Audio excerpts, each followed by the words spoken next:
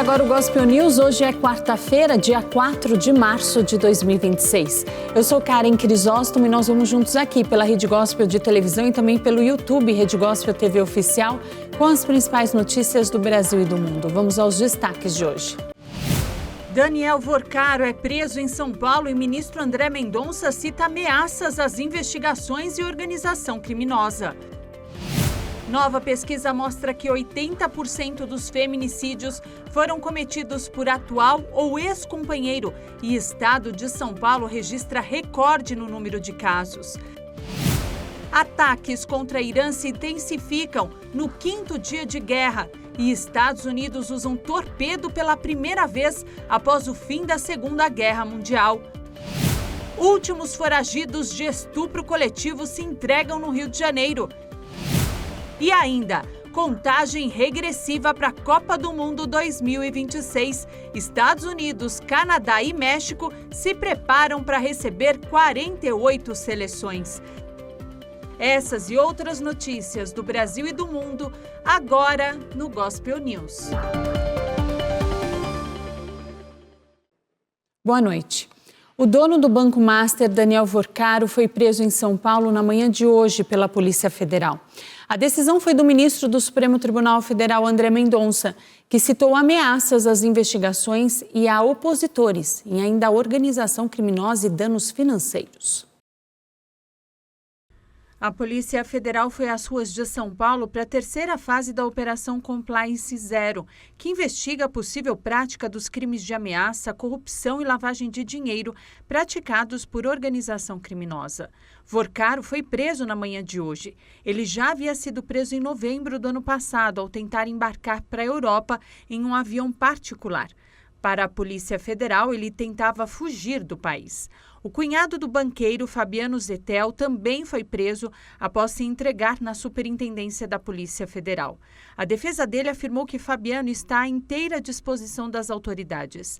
O coordenador de segurança, Luiz Felipe Mourão, apelidado de Sicário, e o policial federal aposentado Marilson Roseno da Silva também foram alvos da operação de hoje. De acordo com o documento da Polícia Federal, as investigações revelaram a existência de uma milícia privada chamada A Turma, que servia para monitorar ilegalmente e intimar adversários, autoridades e jornalistas. Mensagens interceptadas mostram Vorcaro pedindo para Luiz Felipe Mourão agredir um jornalista e quebrar todos os dentes dele em um assalto forjado. O grupo também é acusado de realizar acessos indevidos a sistemas sigilosos. O empresário Pablo Marçal anunciou a saída do PRTB para se filiar à União Brasil. O novo partido espera uma reversão nas condenações que deixaram o empresário inelegível até o ano de 2032 para disputar uma vaga de deputado federal ou senador pelo estado de São Paulo. A cerimônia de filiação deve acontecer na próxima sexta-feira. E o ministro do STF, Flávio Dino, suspendeu a decisão da CPMI do INSS tomada em votação na última quinta-feira, que quebrava o sigilo de Roberta Luchseinger, amiga de Lulinha, filho do presidente Lula. Para Dino, a CPMI não poderia ter avançado com a quebra do sigilo em votação em bloco, mas sim com análise individualizada. A liminar beneficia o filho de Lula. O presidente Lula participou hoje da abertura da Conferência Regional da ONU, que trata sobre alimentação e agricultura na América Latina. A cerimônia ocorreu no Palácio Itamaraty, em Brasília, e contou com a presença de diversas autoridades. O fórum de hoje iniciou o debate para definir as prioridades deste ano e também do ano que vem, no combate à fome e à desnutrição da região. A expectativa é que a crise humanitária em Cuba seja amplamente discutida. O ministro do Desenvolvimento Agrário, Paulo Teixeira, afirmou que o governo brasileiro pretende enviar ajuda a Cuba e também ao Haiti no âmbito da Aliança Global contra a Fome e a Pobreza. O país carimbenho enfrenta escassez de petróleo desde que os Estados Unidos capturaram Nicolás Maduro e proibiram a comercialização de combustíveis ao país. O presidente Lula disse nesta quarta-feira que o país caribenho não está tendo acesso a itens mínimos. Cuba não está passando fome porque não sabe produzir. Cuba não está passando fome porque não sabe construir a sua energia. Cuba está passando fome porque não querem que Cuba tenha acesso às coisas que todo mundo deveria ter direito. O presidente também fez um apelo aos líderes mundiais para que busquem o caminho da paz em meio à guerra no Oriente Médio. Lula pediu ainda o combate à fome em vez de ampliar os gastos com armamento. Segundo o presidente, a ONU está cedendo ao fatalismo e dando mais espaço aos interesses ligados às guerras do que às iniciativas em defesa da paz e do combate à fome. A Câmara dos Deputados aprovou um projeto que aumenta o salário base de servidores do Ministério Público e do Conselho Nacional do Ministério Público em 24% até 2028. Hoje, os vencimentos dos analistas do topo do Ministério Público estão em pouco mais de R$10 mil. Até 2028, os valores alcançam quase R$12 mil. A votação na casa foi simbólica e apenas o Partido Novo orientou contra o projeto. Um estudo publicado hoje pelo Fórum Brasil de Segurança Pública mostra que metade dos feminicídios registrados no Brasil em 2024 aconteceu em cidades com até 100 mil habitantes. 8 em cada 10 casos foram cometidos pelo ex ou atual parceiro. A pesquisa Retrato dos Feminicídios do Brasil revelou um dado triste para a sociedade brasileira. Em 2024, o país registrou quase 1.500 feminicídios, o equivalente a 4 assassinatos de mulheres por dia. Do total, 746 casos foram registrados em municípios de pequeno porte. Segundo o estudo, apenas 5% dessas cidades contam com a Delegacia da Mulher. A concentração de feminicídios em cidades menores é explicada pela ausência de infraestrutura especializada, barreiras geográficas e pressões sociais típicas de comunidades menores. Os números cresceram em 2025. Segundo a pesquisa, o país contabilizou 1.568 vítimas, um aumento de 5% em relação ao ano passado. Mas um dado chama muita atenção. Em mais de 80% dos casos, os crimes foram cometidos pelo atual ou pelo ex-parceiro. Ainda segundo a pesquisa, a arma branca é mais utilizada pelos criminosos, como faca e machado. O padrão reforça o caráter doméstico da violência e que o feminicídio é um crime de proximidade.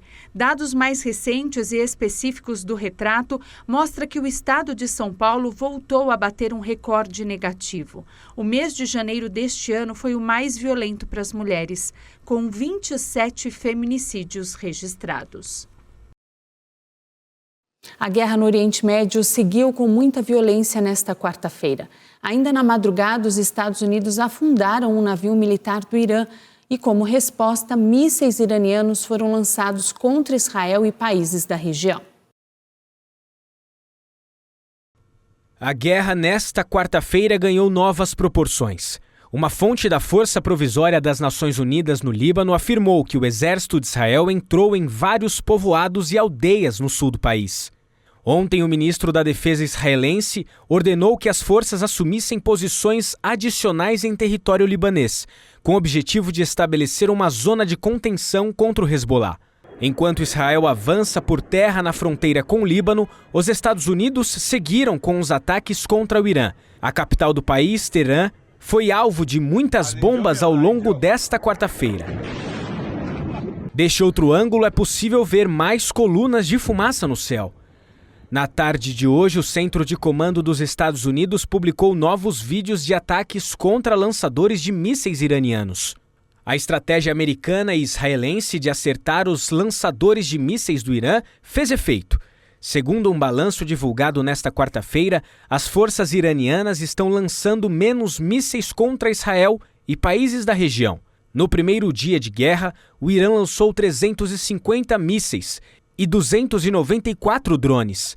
No quinto dia de guerra, o país lançou pouco mais de 40 mísseis e somente 45 drones. Israel divulgou um mapa mostrando a exata localização de um complexo militar do Irã. Segundo as forças de defesa de Israel, nesse local ficava a Diretoria de Inteligência e o Quartel-General de Guerra Cibernética.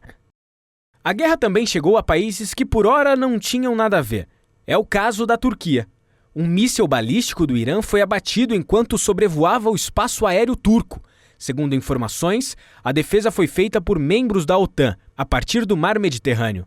O ministro das Relações Exteriores da Turquia, Hakan Fidan, comentou com os iranianos que qualquer ação que possa levar à escala do conflito deve ser evitada. A Casa Branca disse hoje na página oficial na rede social X que os próximos dias os Estados Unidos vão controlar totalmente o espaço aéreo do Irã. Segundo o texto, as forças americanas atingiram e afundaram mais de 20 navios no regime iraniano. Os Estados Unidos também afundaram uma fragata iraniana no Sri Lanka. Essa é a primeira vez que um navio é afundado por um torpedo desde a Segunda Guerra Mundial. Dezenas de pessoas morreram e muitas estão desaparecidas após os Estados Unidos afundarem uma fragata do Irã na costa do Sri Lanka. Vários feridos foram levados a um hospital. O Pentágono informou que um submarino americano torpedeou e afundou um navio de guerra iraniano. Ontem no Oceano Índico, e vamos mostrar isso na tela, um submarino americano afundou um navio de guerra iraniano que pensava estar seguro em águas internacionais. Em vez disso, foi afundado por um torpedo. Morte silenciosa. O primeiro afundamento de um navio inimigo por torpedo desde a Segunda Guerra Mundial. Como naquela guerra, quando ainda éramos o Departamento de Guerra e estamos lutando para vencer. As autoridades do Sri Lanka trabalhavam no resgate dos tripulantes da fragata Iris Dena e mobilizaram 2 navios e uma aeronave, mas há pouca esperança de encontrar mais sobreviventes. O Pentágono afirmou que um dos principais objetivos da ofensiva dos Estados Unidos e Israel contra o Irã, iniciada no sábado, é destruir a marinha iraniana. A fragata emitiu um pedido de socorro na manhã desta quarta-feira, mas já tinha afundado quando os navios de resgate chegaram ao local.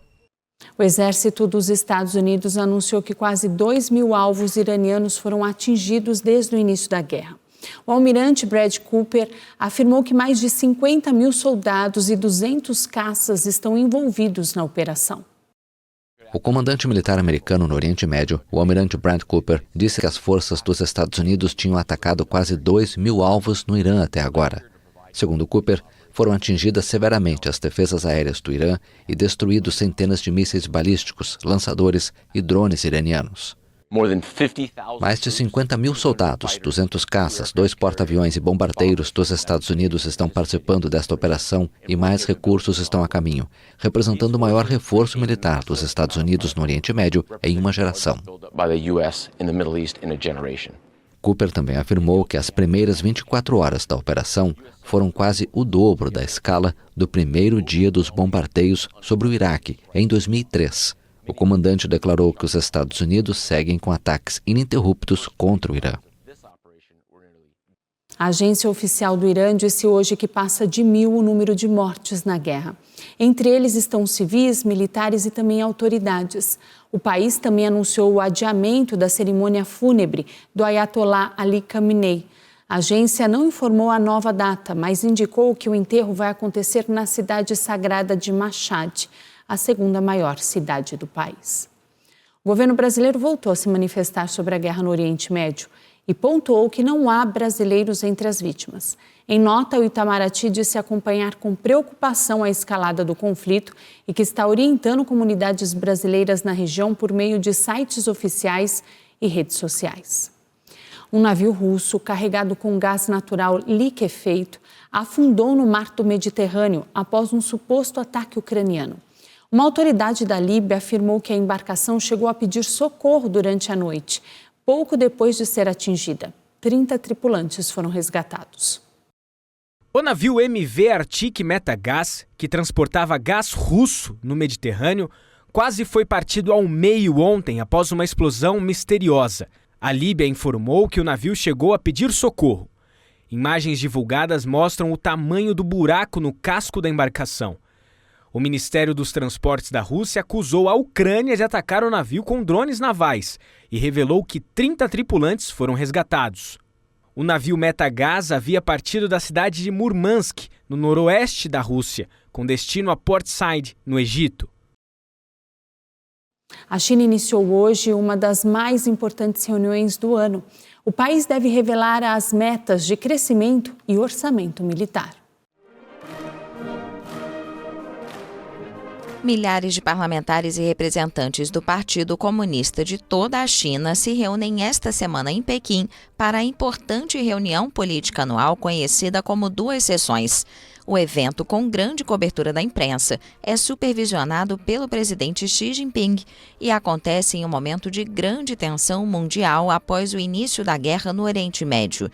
O encontro político definirá o rumo da segunda maior economia do planeta em 2026, mas também para os próximos 5 anos.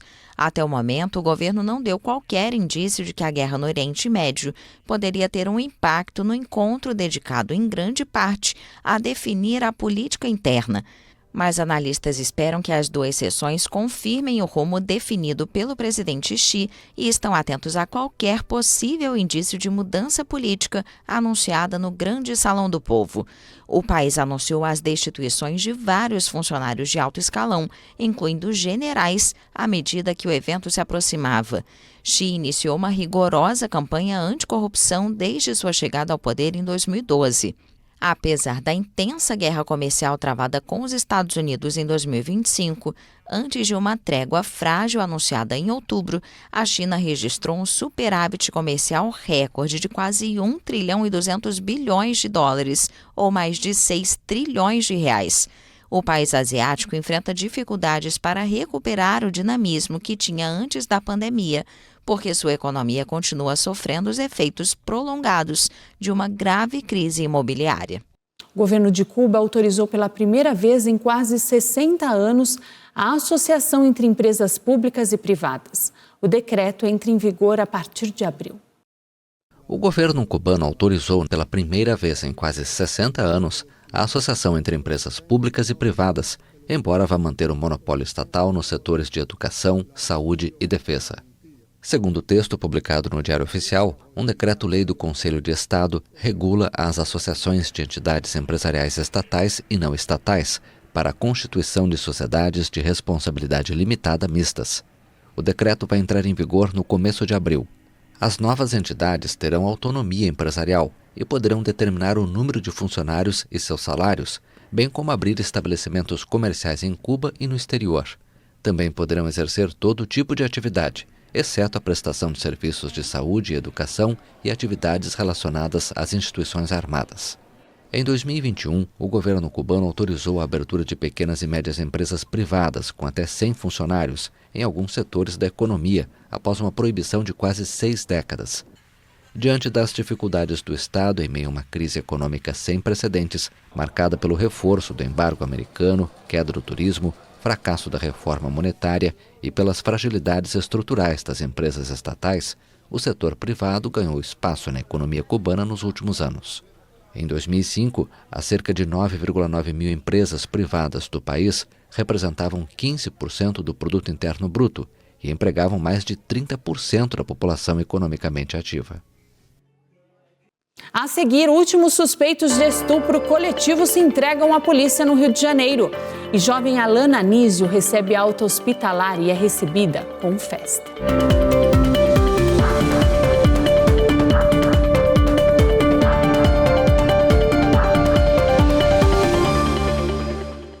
A Polícia Civil do Rio de Janeiro prendeu o ator José Dumont, de 75 anos, pelo crime de estupro de vulnerável. Ele foi condenado a 9 anos e 4 meses de prisão. O ator foi preso na casa dele no bairro do Flamengo, na zona sul do Rio de Janeiro. O cumprimento do mandado de prisão aconteceu após a condenação e trânsito em julgado no Tribunal de Justiça do Estado do Rio de Janeiro. Segundo as investigações, José Dumont levou para dentro do seu apartamento um menino de 11 anos, filho de uma ambulante que vendia alimentos na porta do prédio. A denúncia partiu de vizinhos. Segundo a investigação, a câmera de segurança do condomínio onde ele mora flagrou o ator cometendo abusos, como beijos e carícias. A polícia contou que o ator se aproximou do menino ao oferecer ajuda financeira e presentes. Essa não é a primeira vez que o ator é preso. Em 2022, a polícia encontrou vídeos e fotos de pornografia infantil no celular e também no computador dele. Governador Cláudio Castro, do Rio de Janeiro, exonerou José Carlos Simonim do cargo de subsecretário estadual de governança. A decisão foi publicada hoje no Diário Oficial do Estado. José Carlos é pai de Vitor Hugo Oliveira Simonim, de 18 anos, suspeito pelo estupro coletivo de uma adolescente de 17 anos em Copacabana. Segundo a pasta, a medida foi adotada para resguardar a integridade institucional e assegurar a condução responsável dos fatos. Na manhã de hoje, Vitor Hugo Simonim, o jovem que acabamos de citar, se entregou à polícia. Ele chegou à delegacia acompanhado de um advogado. Vitor Hugo chegou à delegacia na manhã de hoje acompanhado de um advogado. Já Bruno Felipe dos Santos Alegrete, de 18 anos, se entregou em Belford Roxo, no início da tarde. Uma multidão se formou durante a transferência de Vitor Hugo para Benfica. Revoltados populares gritaram estuprador. O advogado Ângelo Máximo, que representa Vitor Hugo, afirmou que o cliente nega a participação no crime. Segundo a defesa, ele confirma que estava no apartamento, mas nega ter mantido relação sexual ou cometido estupro contra a vítima. Ontem, outros 2 envolvidos no estupro coletivo se entregaram, Matheus Veríssimo e Gabriel Xavier. Os 2 foram transferidos para o presídio José Frederico Marques, também em Benfica. As investigações no caso prosseguem e, segundo a Polícia Civil, o apartamento onde ocorreu o crime pertence a José Carlos Simonim, pai de Vitor Hugo. Prefeito e vice-prefeito de Macapá foram afastados dos cargos após uma operação da Polícia Federal contra a fraude em licitações na saúde. A determinação do STF afastou os servidores por 60 dias e pediu o cumprimento de 13 mandados de busca e apreensão. Entre eles estão o prefeito de Macapá, Dr. Furlan, e o vice Mário Neto.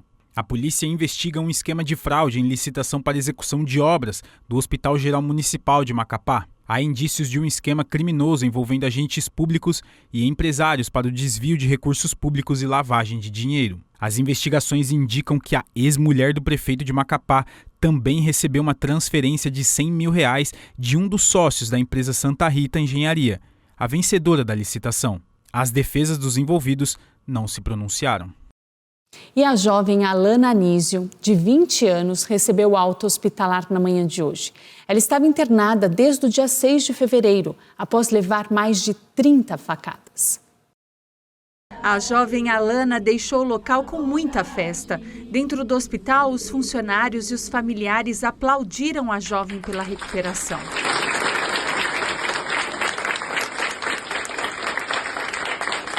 E do lado de fora, um grupo de pessoas a recebeu com gritos de justiça.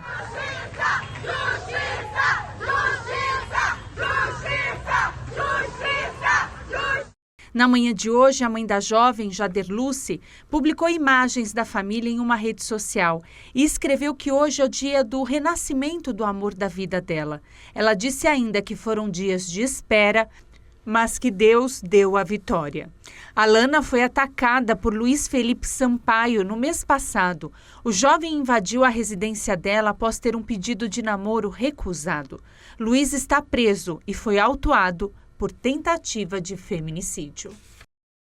O metrô de São Paulo estendeu por mais 6 meses a operação entre sábado e domingo nas linhas 1 azul, 2 verde, 3 vermelha e 15 prata.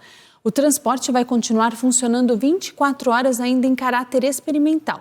Segundo a companhia, cerca de 140 mil passageiros utilizaram o serviço nas madrugadas ao longo dos 3 primeiros meses de avaliação.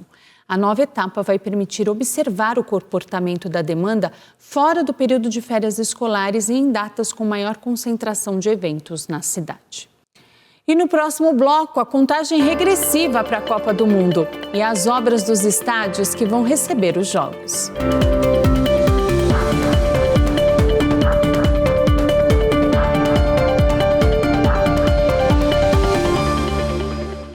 O jogador brasileiro Rodrigo, que atua pelo Real Madrid da Espanha, rompeu o ligamento cruzado e o menisco do joelho direito, está fora da temporada e também da Copa do Mundo.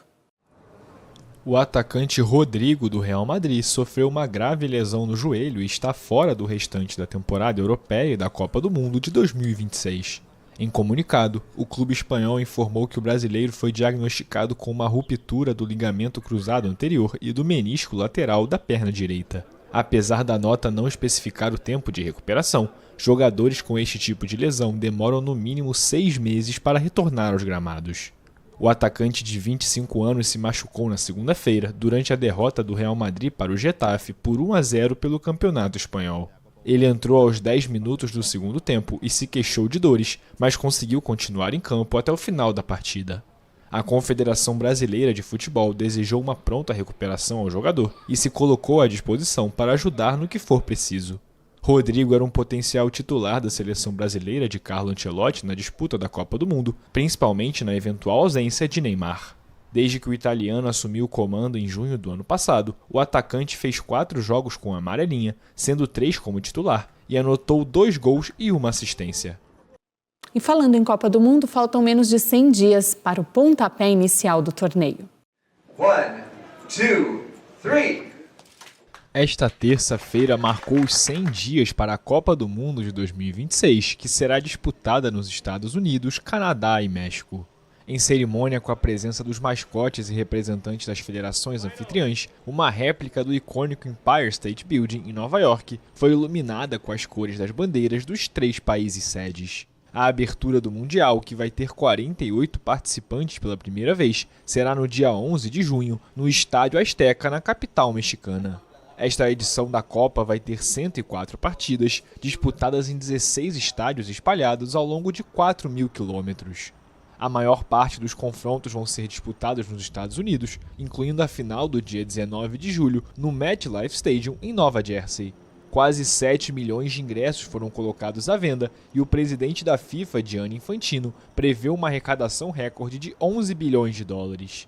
Apesar das expectativas dos organizadores, há muitas dúvidas em torno desta Copa, alimentadas pelas tensões no Oriente Médio, as políticas de Donald Trump e a violência no México. Daqui a pouco tem jogo de ida da final do Campeonato Paulista. Palmeiras recebe o Novo Horizontino no estádio do Allianz Parque. A bola rola às 8 horas. Amanhã a gente mostra todos os detalhes. E o Gospel News desta quarta-feira fica por aqui. Eu desejo a todos vocês uma ótima noite.